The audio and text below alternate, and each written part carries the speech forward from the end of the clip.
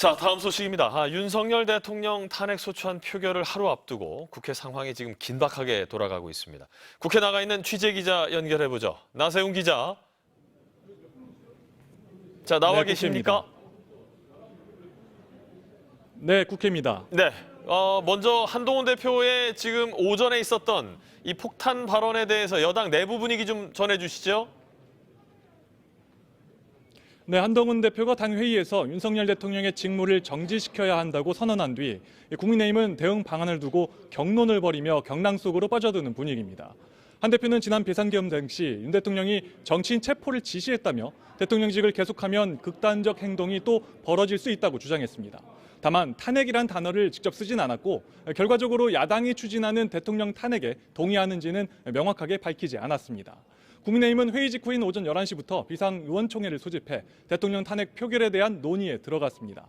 당초 당론으로 대통령 탄핵 반대 입장을 정하고 내일 있을 탄핵 표결에는 불참한다는 방침이었는데 한동훈 대표의 입장 선회 이후 변화가 있을지 주목됩니다. 어제 국민의힘 수장파 의원 5명은 대통령의 사과와 임기 단축 개헌의 필요성을 제기하기도 했는데요.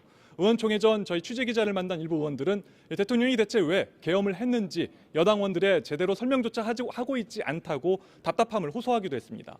안철수 의원은 내일 표결 전까지 윤석열 대통령이 퇴진 계획을 밝히지 않으면 탄핵안에 찬성하겠다고 입장을 밝히기도 했습니다. 반면 친윤계 인사들은 한 대표가 얘기한 체포 첩보에 대해선 정확한 사실 파악이 우선이라고 즉각 선을 그었습니다. 윤상현 의원은 공개적으로 탄핵 반대 입장을 밝혔고 나경원 의원도 좀 더 상황을 파악할 때이고 당론은 탄핵 반대라고 강조했습니다. 예. 자, 더불어민주당도 긴급 의원총회에 들어가 있습니다. 지금 그쪽에서 어떤 이야기가 나오고 있는지 좀 전해주시죠. 네, 그렇습니다. 윤석열 대통령 탄핵이 급물살을 탈 수도 있다는 전망이 나오면서 더불어민주당도 긴급 의원총회를 소집해 대응 전략을 논의하고 있습니다.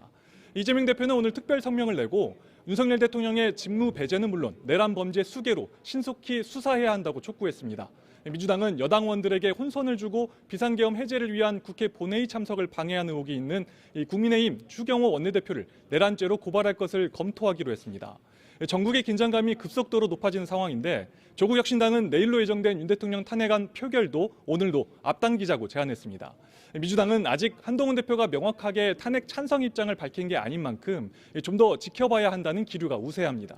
대통령 탄핵 소추는 제적의 3분의 2, 즉 200명 이상의 찬성이 필요한데 범야권표를 모두 모아도 8명의 여당 이탈표가 필요하기 때문입니다. 하루 더 시간을 가지고 압박하며 이탈을 유도하는 게 낫다는 건데요. 국회의장실도 아직은 내일 본회의를 당겨달라는 요구는 없었다고 밝혔는데 이재명 대표는 조금 전 한동훈 대표에게 만남을 요청했고 아직 결정된 건 없다고 밝히기도 했습니다. 일각에서는 윤석열 대통령이 직접 한동훈 대표와의 면담을 요청했고 오늘 면담이 이루어질 것이라는 보도가 나오기도 했습니다. 오늘 정치권의 논의에 따라서 상황은 급변할 가능성도 있습니다. 지금까지 국회에서 MBC 뉴스 나세웅입니다.